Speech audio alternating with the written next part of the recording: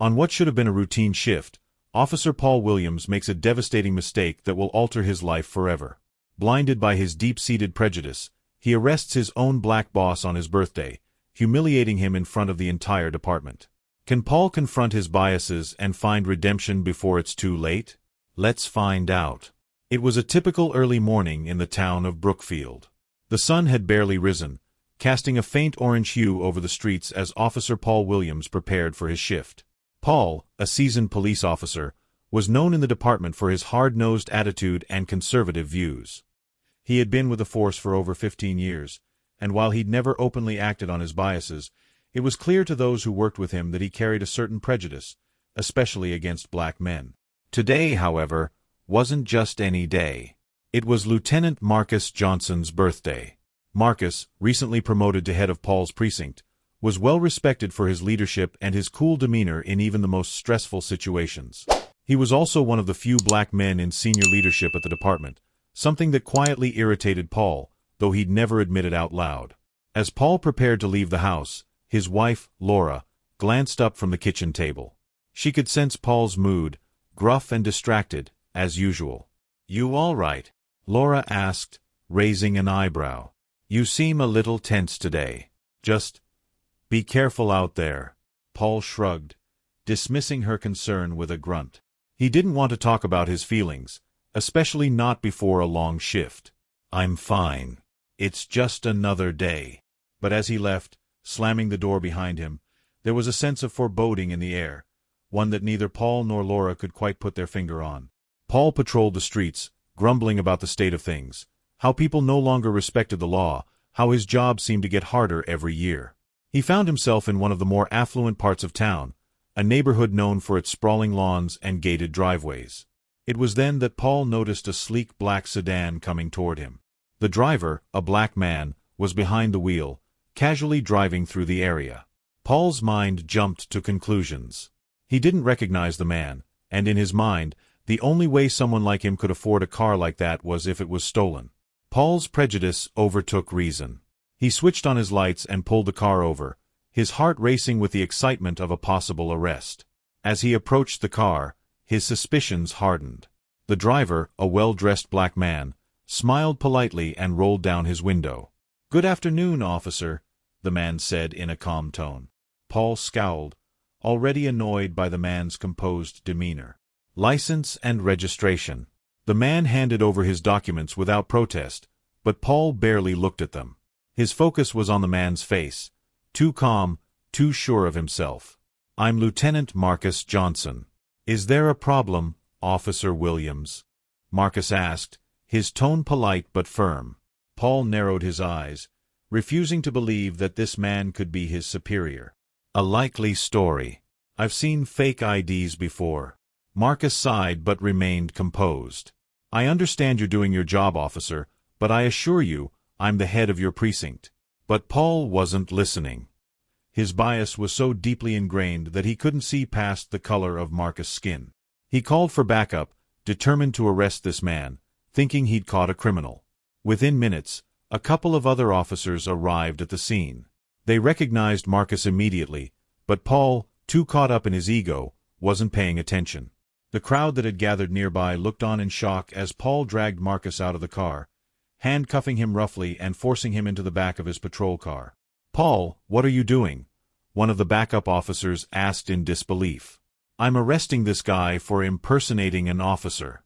"He's got a fake badge and a stolen car," Paul responded, his tone full of self-assurance. The officers exchanged nervous glances, unsure how to stop Paul without creating a bigger scene. They tried to explain, but Paul ignored them, driving Marcus to the station without any more thought. When they arrived at the precinct, Paul marched Marcus inside, expecting to be greeted as a hero for catching a criminal in the act. Instead, the room fell silent. The officers and staff stopped what they were doing, their eyes widening as they saw Marcus handcuffed, escorted in by Paul. Sergeant O'Reilly, Paul's direct superior, rushed over, his face flushed with shock and anger. "Paul, what the hell have you done?" Paul, still smug, replied, "Caught a guy pretending to be a cop. He had a fake ID, said he was Lieutenant Johnson." O'Reilly's jaw dropped. "That is Lieutenant Johnson. You just arrested your own boss. Paul's blood turned to ice. His face paled as the realization sunk in. He stared at Marcus, still calm and composed despite the humiliation. For the first time, Paul noticed the birthday decorations set up in the break room, a small celebration planned for Marcus' special day. He had completely and utterly failed. The fallout was immediate. Paul was called into the chief's office, where he faced an intense reprimand. His actions, driven by unchecked biases, had not only humiliated his superior but also embarrassed the entire department. The chief, a no-nonsense man, didn't hold back. "Do you understand what you've done?" the chief asked, his voice thick with disappointment. "This isn't just about a mistake. This is about your deep-seated prejudice and how it's affecting your ability to do your job." Paul, for the first time, had no words. His usual bravado had evaporated in the face of his colossal mistake. He was placed on immediate probation and ordered to attend racial bias training. His career, which he had worked so hard to build, was hanging by a thread. Meanwhile, the mood at the station shifted. The birthday celebration for Marcus was cancelled, and an air of tension settled over the precinct. A few days later, Marcus called Paul into his office. The conversation wasn't angry or accusatory. Instead, Marcus spoke with a calmness that unnerved Paul. "I'm not here to yell at you," Marcus began. "But we need to talk about what happened, and why it happened." Paul shifted uncomfortably in his chair. He wasn't used to being on the receiving end of a conversation like this. Marcus explained how Paul's actions weren't just a mistake, but a reflection of the systemic racism that still existed in the department and in society as a whole. "You didn't arrest me because I did anything wrong," Marcus said. "You arrested me because you assumed, based on the color of my skin, that I didn't belong in that car or in this department." That's the problem. For the first time, Paul listened. Truly listened. He realized that Marcus was right. His actions weren't just about a mistaken identity. They were rooted in his own biases he had never fully confronted. In the weeks that followed, Paul was forced to face the truth about himself.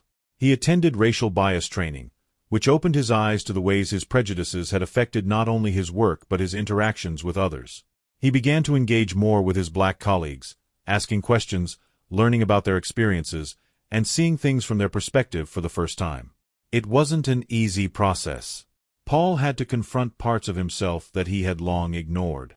But over time, he began to change. He started participating in community outreach programs, working in neighborhoods he had once patrolled with suspicion.